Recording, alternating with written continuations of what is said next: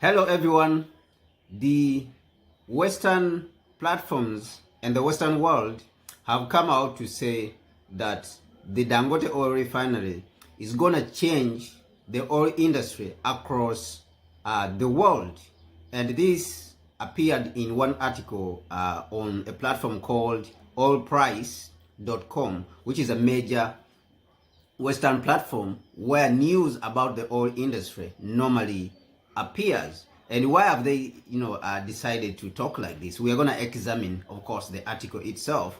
We know, of course, very well that they have been fighting against Dangote, the Dangote oil refinery, from different angles, with their media platforms, with their international oil companies. Of course, even up to now, they are still fighting Dangote because they don't want to supply crude oil. We know that they control the crude oil industry on the African continent, not only in Nigeria, but also on the African continent. And they have wanted to do this, for a long time, ever since they entered into the control of the African continent. And of course, we remember also George Bush, that one of the strategies that George Bush was employing is to come to the African continent because the Middle East had become very hostile to the Western world. So the strategy was to shift their guns towards Africa and control Africa's energy resources. And we have seen this. So they control the energy resources through their multinational companies, which, of course, President Dangote has been talking about, the president, of course, of Dangote Industries. He has been talking about the international oil companies. He's been talking about Shell. He's been talking about Chevron. He's been talking about this. He has not, of course, been mentioning them by name, but he's been talking about it, that the international oil companies are trying to frustrate us.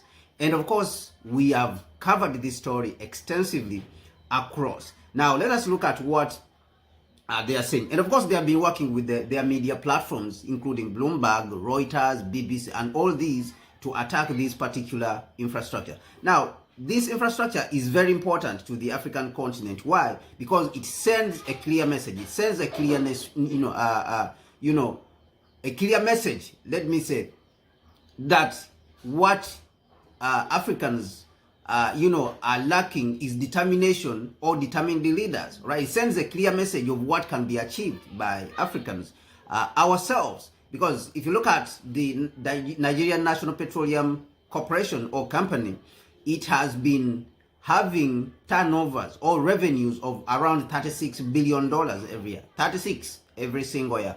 Now, can't the Nigerian National Petroleum Corporation manage the refineries in Nigeria, or can't it build the same powerful oil refinery, in the country? And of course it can. And even all across the African continent, to represent the interests of the African people. Of course they can. Can't Sonangol of Angola also, which is a powerful oil company, represent the interests of the African people? Can't they build these particular infrastructure? They can. Can't the African heads of state, when they come together, build these particular refineries? If each of us contribute about 5 billion, 2 billion here, all the African heads of state, of course they can. But why are they not doing it? So these are the questions then we need to be asking as Africans. And of course, to answer them is to conclude that they can't do this because some of them fear imperialism. And imperialism has told them that they should not go in that direction. They should not do it. If they do it, they will kill them. All right? And of course, they want to be in power. And of course, some of them are corrupt, outright corrupt.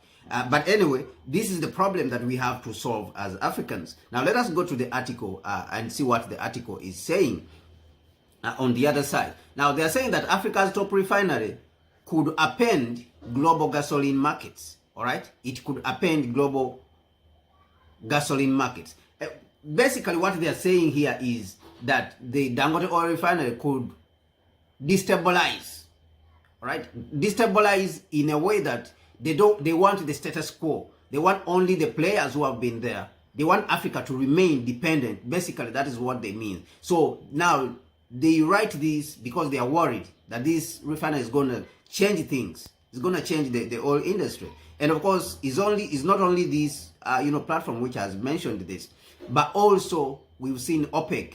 OPEC also has mentioned that the Dangote oil refinery is going to change the oil industry across the world. And of course, it has to, simply because this is the biggest project in both Africa and Europe. This is the biggest oil refinery in both Europe and Africa. And the next refinery there, which is close to the Dangote oil refinery, is around 450,000 million barrels, of oil, 450,000 barrels of oil per day. All right. So the Dangote is 650,000 barrels per day. So which means the Dangote is almost twice as big as the next biggest refinery, which sits in Europe. Now, what are they saying? Again, they are saying that the Dangote refinery in Nigeria, Africa's biggest and newest crude processing facility, is set to soon begin production of gasoline, potentially upending global gasoline flows. So what they are saying is that it's going to disrupt the flow of gasoline from the West to now, which has been flowing from the West to Africa, whereby Africa has been a consumer. That's what basically they are saying. For years, Nigeria has been importing the gasoline it consumes. And of course, Mahlet reported this yesterday that the Dangote oil refinery has started producing the gasoline. And of course, Dangote himself also was announcing it yesterday on televisions, on Nigerian television stations. It was being reported that the company is ready, because remember, it has been producing diesel, it has been producing aviation fuel, and all these fuels have been, even some of it, exported to Europe, right? And it is good quality fuel. It is the best in the world. And Dangote also mentioned that we have the best laboratory when it comes to oil, to the oil industry. We have the best laboratory in the world. Right? So you can rest be assured that Dangote is producing the best oil in the world. So this is what is happening. So they're saying that for years, Nigeria has been importing the gasoline it consumes.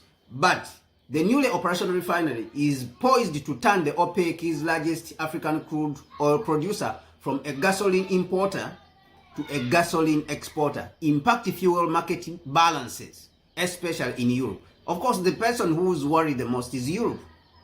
The one who's worried the most is Europe. And that's what we are seeing. The Dangote refinery began production of fuels in January 2024, right? And actually, Dangote has really done very well. Dangote has really done very well, because remember, they just started, this very year, and they have been able to produce all these products. And what they are going to produce next is plastics, all right? Because they are byproducts of the oil that they are producing. Now, the facility has yet to begin production of gasoline, which started yesterday, of course, but it is on the brink of producing large volumes of the fuel. Sources similar and familiar with the operations told Bloomberg on Monday. Now, of course, this article looks like they picked it from Bloomberg. We know Bloomberg, what they have been doing. They have been writing stuff which sabotages, Dangote, even to the extent they claimed that Dangote was reselling crude which he was buying from the United States. And they claimed that the Dangote oil refinery was damaged. It was faulty. And Dangote had to come out and refute this. It was Bloomberg who was, spreading all these false news. The refinery is primarily using Nigerian crude, but he is also buying crude oil from the United States and Brazil as feedstock. The facility, which has a processing capacity of 650,000 barrels per day, will meet 100% of Nigeria's demand for all refined petroleum products, and we also have a surplus of each of the products for export, right? This is what they are saying. And of course, we know that the mafias within the Nigerian state who are sabotaging the Nigerian people and government to the point that they have not only brought dirty fuel in Nigeria, and of course, including the rest of the African countries. That is what they are doing, the cabals which we have internally, the saboteurs. They don't only bring dirty fuel within the continent and in Nigeria, but they also even are sabotaging to the point that they don't provide enough of those fuels. We have seen the fuel queues in Nigeria. They don't even have the capacity to supply their dirty product to the point that people will not queue up. And this is the problem which, of course, Dangote has come to solve. And they are sweating right now. They are sweating because of Dangote. And they are fighting against the refinery. All right? Yet Dangote has said that this refinery is going to remove all the queues. There's not going to be any queues. So they are fighting against the refinery that the Dangote fuel should not be able to come to the market, of course, which is very ridiculous. So they're saying that the refinery is primarily using Nigerian crude oil, but is also buying, U.S. and Brazilian crude oil as feedstock. The facility, which has a processing capacity of 650,000 barrels per day, will meet 100% of Nigerians' demand, all right, and it will export some of the oil. It is expected that once the refinery is fully operational, at some point in 2025, more than half of its processing capacity will be earmarked for gasoline. All right, earmarked for gasoline production. So it will produce almost 300,000 of gasoline. That's what they're saying. Once it starts producing at full capacity, because gasoline is what is consumed the most, right? And of course they're saying that once it enters full capacity, it will mostly produce gasoline, right? This is what they're saying. Gasoline just means petrol. So the Dangote refinery expects to export diesel to customers in Europe, and of course this has already started, as well as gasoline, which is petroleum, to Latin America and African markets. However, production of Euro V gasoline, the gasoline complying with European emission standards, is not expected to be produced until 2024, until late 2024. And this fuel, of course, has started being produced. Dangote was showing it yesterday on screen. So this is outdated even to some extent. They are writing things which are not very informed. Looking at the fact that they have been even writing from rumors, they don't have people internally within the refinery, even though they have the capacity. They don't have the ability to go inside. Sometimes they just write rumors to try to look at the refinery as if it is a bad thing, which has been planted. So now they are saying that the refinery doesn't have the capacity of producing European standards of petroleum, right, which is Euro V, which is ridiculous. Now they are saying that it's not expected to produce this until the late 2024, but we saw that Dangote was already showing that they are already producing this, according to analysts and facts of global energy. In the middle of June, the Dangote Group's president, Aliko Dangote, told the Nigerian media that the refinery was delaying the start of gasoline deliveries after the middle of July. Back then, despite Dangote, Africa's richest man, said that the refinery would be able to take gasoline to the market by the third week of July. And of course, what we are seeing is that they have already started producing that. Now, what we are seeing here is, of course, fear within the West. We are seeing fear in the West. But there's another important aspect that we have to look at here. The capacity for Africa to finance its own projects. Now, what we are seeing is that what the continent is missing is not money. The continent is not missing money, because remember, Dangote used African money. So when we are looking at an economy, we are supposed to look at the economy, the entire economy, all of it. All right. When we look at President, Dangote, and what he achieved is that he used the money within the country. All right. When we look at the African continent, it has a GDP per capita, of around $2,000, right? And it has a whole GDP of more than $3.5 trillion. So now this tells you that what you are in need of is really not money. You don't need to go out there and start begging money from outside. We get remittances of around $100 billion every year, every single year. So these remittances actually are 3 times even the foreign direct investment which comes from Western world and all these countries into Africa. So the remittances alone which are coming from the African people, they are 3 times, or 3 to 5 times the foreign direct investment. So it shows you that what the continent is lacking is really not money. It's not lacking money, but it's lacking the ideas and people who are determined to do things.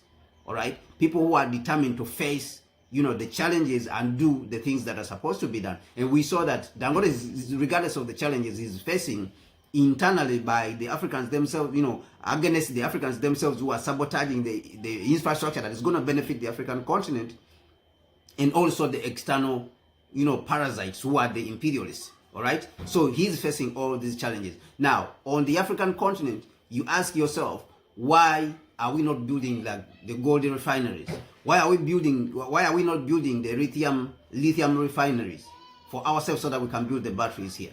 Why are we not building all the processing facilities for all the other resources so that we can retain all this wealth on the African continent?